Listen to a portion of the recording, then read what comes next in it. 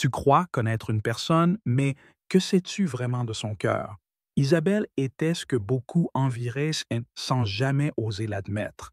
Fille d'un empire, elle avait grandi dans l'opulence, bercée par le murmure des liasses de billets et le tintement des verres en cristal. Chaque jour, ses pas résonnaient sur les sols de marbre. Chaque regard qu'elle croisait portait le poids d'une autorité froide, un jugement silencieux. Elle n'avait jamais eu besoin d'aimer, car tout lui avait été donné, sans effort, sans partage. L'arrogance était devenue sa seconde peau, une armure forgée par les années et les succès. Pourtant, sous cette façade d'or et de froideur, un vide profond s'était installé, un abîme d'isolement qu'aucune richesse ne pouvait combler. Le palais où elle vivait n'était qu'un écrin, un décor somptueux qui cachait le silence assourdissant d'une âme perdue. Le vent d'automne soufflait à travers les grandes fenêtres, apportant avec lui une fraîcheur amère et le pressentiment d'un changement imminent.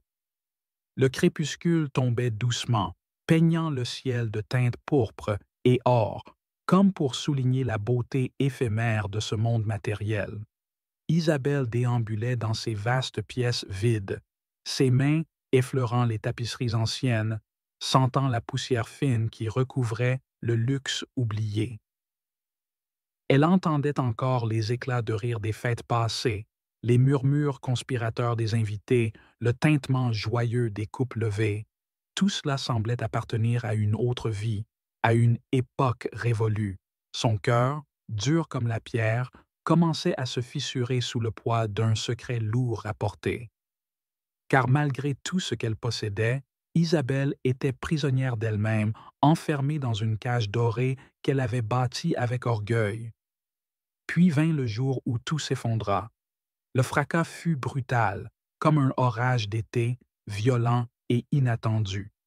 Les affaires familiales, les alliances tissées dans l'ombre, les fortunes accumulées en silence, tout disparut, balayé par un souffle implacable. Le palais devint un mausolée, ses murs figés dans une mélancolie éternelle. Isabelle, la reine déchue, se retrouva seule, démunie, confrontée à la simplicité nue d'une vie dépourvue d'artifice. La pauvreté n'était plus un concept abstrait, mais une réalité cruelle et tangible, une vérité qu'elle devait accepter sans défense.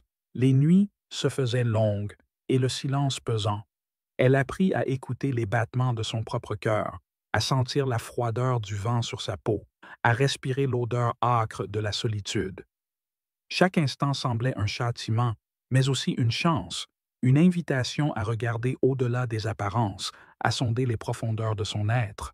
Dans ce désert d'émotions, une voix douce, presque oubliée, résonnait en elle. Elle lui murmurait des paroles anciennes, des promesses de guérison et de renouveau. Ce n'est pas dans l'or que réside la vraie richesse, mais dans la capacité d'aimer, même quand tout semble perdu. Isabelle se souvenait alors des fragments de son enfance, la chaleur d'un regard sincère, la tendresse d'une main qui se tendait sans attendre en retour, la simplicité d'un sourire véritable. Ces souvenirs, enfouis sous les couches d'orgueil et de distance, commençaient à réchauffer son âme glacée. Elle comprenait, enfin, que le vrai trésor ne se mesurait pas en possession, mais en liens invisibles qui unissent les cœurs. Que le jugement porté sur les apparences était souvent une prison qui empêchait la rencontre réelle, la compréhension profonde. Alors que les premiers rayons timides du matin pénétraient à travers les rideaux déchirés, Isabelle sentait en elle une graine fragile germer, une lumière naissante dans les ténèbres. Elle était prête à apprendre à aimer autrement, à se défaire des chaînes de l'orgueil, à se reconstruire pierre par pierre.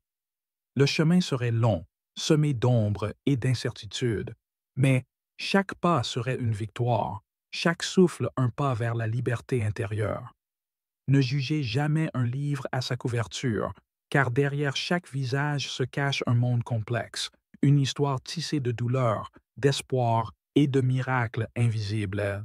Isabelle, autrefois perdue dans son empire de glace, allait bientôt découvrir la chaleur du pardon, la puissance de la vulnérabilité et la beauté du renouveau. Tu crois connaître une personne, mais que sais-tu vraiment de son cœur? Isabelle marchait dans les vastes couloirs dorés de son héritage, son pas résonnant comme un verdict sur les marbres froids. Tout autour d'elle brillait d'une richesse que l'on ne pouvait que jalouser. Mais derrière ce masque de froide arrogance, son âme s'était durcie, isolée dans une tour d'orgueil invisible. La maison, pleine de portraits anciens, semblait murmurer des histoires de gloire et de pouvoir, tandis que le vent d'automne sifflait à travers les fenêtres ouvertes, apportant avec lui un frisson de changement imminent. Elle était la maîtresse d'un royaume de vanité. Mais le monde se préparait à lui arracher tout ce qu'elle tenait pour acquis.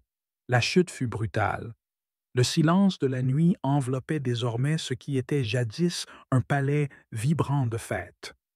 Les murs semblaient pleurer une mélodie oubliée, tandis qu'Isabelle, seule, sentait le poids écrasant de la solitude. Mais sous cette peau d'orgueil craquelé, une vérité commençait à s'éveiller. Une voix douce, presque oubliée, murmurait dans l'obscurité. Ce n'est pas dans l'or que l'on trouve la valeur, mais dans la capacité d'aimer, même quand tout semble perdu. Ne jugez pas son histoire à son apparence, car chaque âme cache des blessures que le regard ne peut discerner. Les jours s'étiraient dans une langueur glacée, où chaque souffle d'air semblait porter le goût amer de la défaite. Isabelle errait dans les ruines de ce qui fut autrefois sa vie, ses mains effleurant les murs dénudés, là où les éclats d'or avaient laissé place à la poussière et au silence. Le soleil déclinait derrière les immeubles gris, jetant des ombres longues et froides sur son visage, marqué par la fatigue et le chagrin. Les rires éclatants avaient été remplacés par le murmure du vent, les éclats de verre brisés et les portes qui claquent. Mais dans ce désert de solitude, une lumière fragile s'allumait dans ses yeux. Un souvenir doux, un éclat d'enfance oublié, la chaleur d'un regard sincère, la tendresse d'une main tendue. Isabelle comprit que sa richesse n'était rien face à ce trésor intérieur qu'elle avait négligé. La fierté se fissurait, laissant place à l'humilité. Elle apprit à écouter les silences, à reconnaître la valeur dans les gestes simples, un sourire, une parole douce, un souffle partagé. Le chemin vers la rédemption était ardu, semé d'ombre et de doutes, mais chaque pas la rapprochait de cette vérité profonde. Aimer ne se mesure pas en possession, mais en la force de se relever, encore et encore. Ne jugez pas le livre à sa couverture, semblait lui répéter le vent, porteur d'une promesse que seuls les cœurs ouverts pouvaient entendre. Le crépuscule étendait son manteau violet sur la ville endormie, et Isabelle, désormais légère malgré le poids de ses cicatrices, s'aventurait hors de sa solitude. Chaque pas résonnait dans les ruelles étroites, où le parfum humide de la terre après la pluie éveillait des souvenirs enfouis. Elle rencontrait des visages inconnus, des regards sans jugement, des mains ouvertes sans attente. Le bruissement des feuilles sous ses pieds semblait murmurer des promesses de renouveau, tandis que le ciel, déchiré par des étoiles naissantes, s'offrait en silence à ceux qui savaient regarder. Isabelle apprenait la patience dans le silence des matins brumeux, le courage dans la douceur d'un sourire échangé, la force dans la fragilité d'un cœur qui s'ouvre enfin. Ses yeux, autrefois durs comme la pierre, se mouillaient de larmes sincères, lavant l'amertume des années passées. Chaque souffle était une prière, chaque battement un écho d'espérance. Elle comprenait maintenant que l'amour véritable ne connaît ni chaîne ni richesse, mais seulement la vérité nue d'un cœur qui choisit de pardonner.